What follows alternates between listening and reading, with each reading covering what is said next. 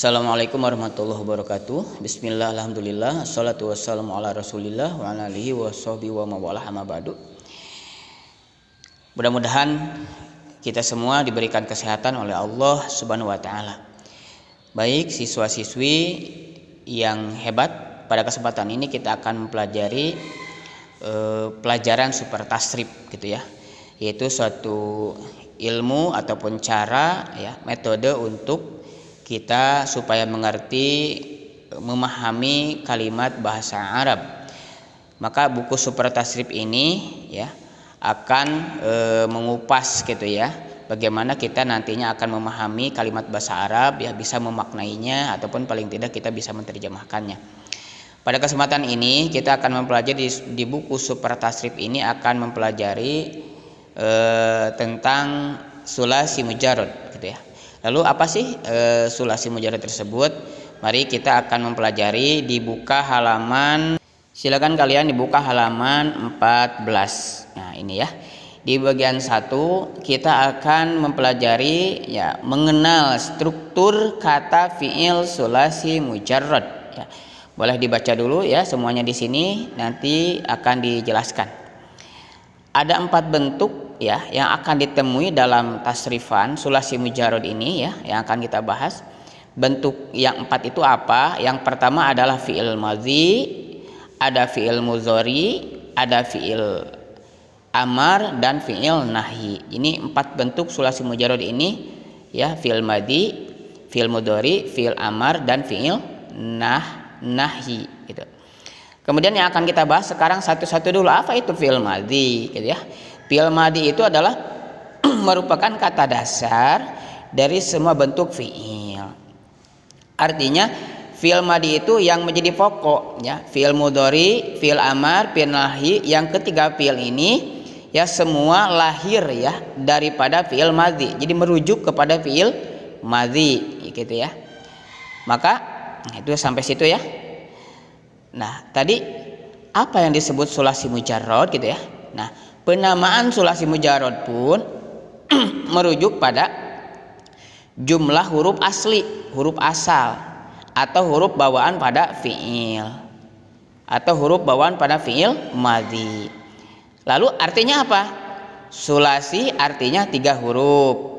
Kan wahidun 1, isnani 2, salah satun 3, sulasiun ya, salah satun atau sulasiun itu artinya 3, berarti sulasi artinya 3 huruf.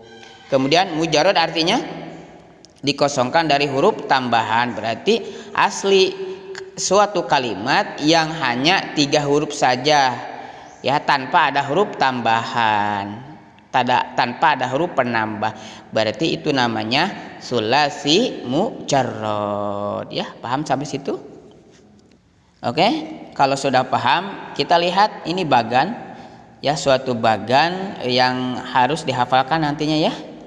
Ya, kalau hafal dari awal dari dasar itu akan membantu hafalan-hafalan berikutnya, akan memahami materi-materi berikutnya. Nah, ini kan tadi dikatakan fiil itu kan ada 4 ya.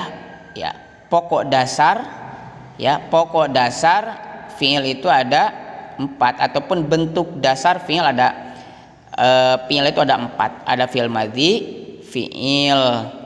ada fiil madhi, ada fiil mudhari ya, ada fiil amar, ada fiil nahi. Kemudian yang jadi bentuk pokok dasar daripada yang 3 tadi adalah fiil madhi. Fiil madhi itu contohnya seperti lafadz apa? Fiil madhi contohnya seperti fa'ala.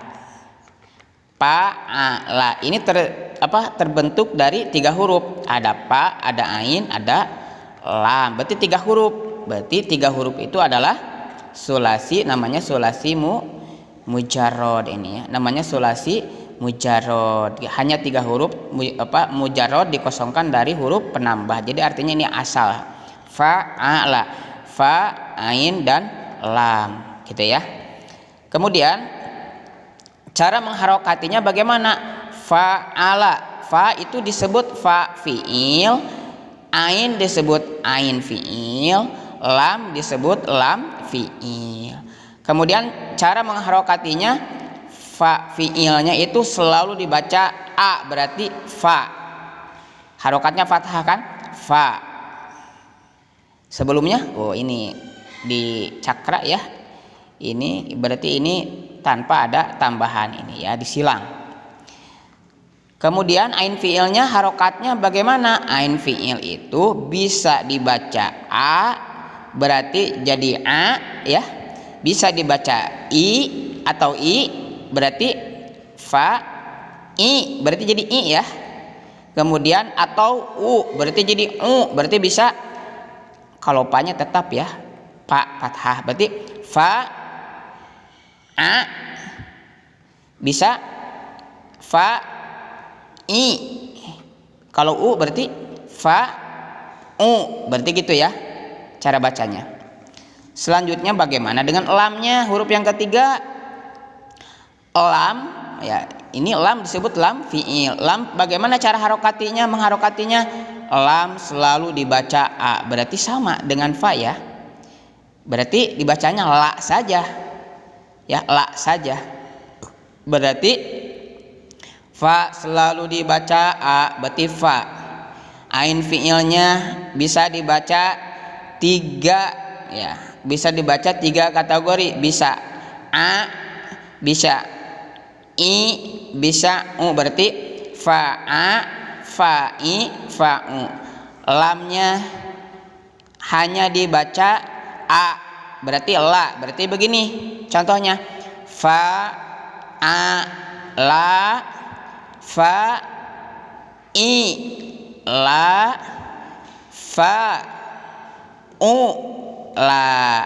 Nah ini adalah pokok dasar kalimat fiil madhi sulasi mujarrad.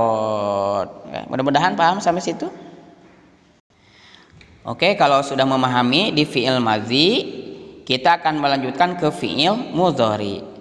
Nah ini ya, fiil mudhari ya, dikatakan tadi fiil mudhari, fiil amar, fiil nahyi. Ini semuanya yang ketiga fiil ini merujuk kepada ya bentuk fiil dasar. Ya, bentuk fiil dasar yaitu fiil madhi. Nah, bagaimana ya tanda fiil mudhari? Nah, ini di bagan ada tetap tadi kembalinya ke fa a la, fa fiil, ain fiil, lam fiil. Gitu ya. Selanjutnya fiil mudhari. Nah, di bagan ada fiil mudhari itu ya suka ataupun ada tanda khusus fiil mudhari ya, yaitu yang 4 ya, hamzah, nun, iya, ta ya. Ana itu hamzah, nun, iya, ta disebut dengan harful mudharaah. Nah di sini tanda fiil mudhari itu ada iya, pertamanya ada iya nya selalu dibaca iya, berarti iya. Selalu dibaca a, berarti iya. Kemudian ya fa fiilnya ini sama dengan fiil madhi juga. Fa fiilnya selalu dibaca sukun, berarti yaf. Kemudian ain fiil ini sama dengan fiil madhi. Bagaimana ain fiilnya? Bisa dibaca a atau i atau u, berarti gimana? Yaf, a atau i atau u, berarti yaf a, yaf i, yaf u, begitu ya. Bagaimana dengan lam fiilnya? Ini sama dengan fiil madhi. Bagaimana dengan lam fiilnya? Selalu dibaca u, berarti jadi lu. Berarti kalau kita praktekkan yaf a lu, yaf i lu, yaf u lu. Paham sampai situ? Ini apa cara membaca ya harokat yang ada ya di fiil mudhari. Berarti maka fiil mudhari sulasi mujarrad bisa dibaca yaf'alu, yaf'ilu, dan yaf'ulu.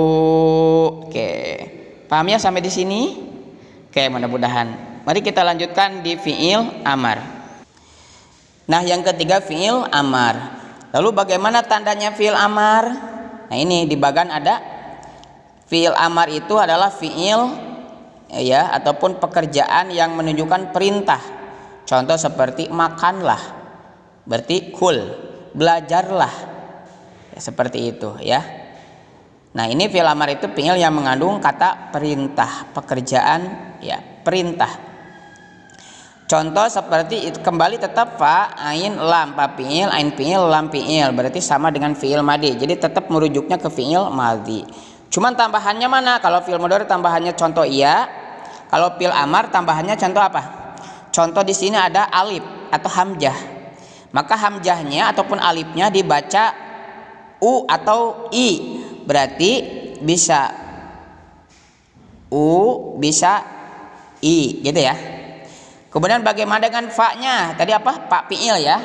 Bagaimana dengan fa fi'il? Selalu dibaca sukun, berarti fa fi'ilnya sukun. Gini ya. Bagaimana dengan ainnya? Disebut ain fi'il. Bisa dibaca a, bisa dibaca i atau u. Sama dengan fi'il mudhari'nya, berarti sama dengan ini. Bisa dibaca a, i atau u ya. Berarti bisa dibaca a, bisa dibaca i, bisa dibaca u, begitu. Kemudian bagaimana dengan lamnya? Selalu dibaca sukun. Nah ini ingat-ingat ya. Kalau fi'il mudhari selalu dibaca u, berarti dhammah. Nah ini dhammah ya fi'il mudhari mah. Berarti kalau fi'il amar selalu dibaca sukun. Berarti bagaimana? Berarti bisa dibaca uf, ul, ya, bisa dibaca uf'ul. Ini bisa dibaca if, al, bisa juga dibaca if, il, begitu. Maka fi'il amar sulasi mujarrad bisa dibaca uf'ul, if'al, dan if'il, begitu. Silakan tinggal dihafal ya. Ini tanda-tanda fi'il amar. Yang terakhir adalah fi'il nahyi. Fi'il nahyi itu adalah fi'il ataupun kata kerja yang menunjukkan melarang, tidak boleh. Kalau fi'il amar itu perintah, kalau fi'il nahyi berarti larangan, tidak boleh. Kalau fi'il amar makanlah, berarti kalau fi'il nahyi jangan makan, gitu ya. Jangan makan. Kalau fi'il amar tidurlah, berarti kalau fi'il nahyi jangan tidur, seperti itu ya. Lalu tanda di fi'il nahyi apa? Tanda fi'il nahyi itu ini ada tambahan ya. Ada tambahan semuanya. Fi'il mudhari ada tambahan iya, fi'il amar ada tambahan hamzah ya. Kemudian fi'il nahyi ada tambahan lam dan ta. Selalu dibaca lata, lata. Berarti ini dibaca lata. Bagaimana dengan fa fi'ilnya? Jadi tetap merujuk kepada fa'ala, merujuk kepada fi'il madhi, fa'ala. Gitu ya. Bagaimana fa-nya? Selalu dibaca sukun, berarti lataf, sukun. Bagaimana dengan ainnya? Nah, ini sama saja seperti fi'il mudhari, bisa dibaca a, bisa dibaca i, berarti jadi i, bisa dibaca u, berarti jadi u, berarti la taf a, la tafi, la taf u. Bagaimana dengan lamnya? Selalu dibaca sukun, berarti sama dengan fi'il amar. Nah, sama dengan ini. Ya. Sama dengan fi'il amar. Berarti selalu dibaca sukun. Berarti bagaimana? Maka fi'il nahyi sulasi mujarrad bisa dibaca la taf'al, la taf'al, bisa dibaca la taf'il, la taf'il, bisa juga dibaca la taf'ul, berarti la taf, ya, la taf'ul. Nah, seperti itu. Ini fi'il nahyi. Oke. Yang terakhir, Bapak tugaskan kalian, silakan di buku yang kalian pegang masing-masing. Nah, ini ya. Lengkapi harokat setiap kata fi'il pada tabel di bawah ini. Tentukan mana fi'il, mana fa fi'il, mana ain fi'il, mana lam fi'il. Ini ya di buku kalian. Ini kan tulisan Arabnya sudah ada. Kalian silakan harokati. Silakan kalian harokati. dari mulai fi'il madhi, ya ini nih fi'il madhi nih, silakan kalian harokati. Contoh misalkan ini basiko, berarti basiko, nah, ini ya basiko. Misalkan ini fi'il mudhari, ya contoh misalkan yasqolu, contoh misalkan ini yasqolu, contoh misalkan ini fi'il amar ifroh, ya contoh ini, contoh misalkan ifroh. Atau ini fi'il nahi, misalkan la tamsah,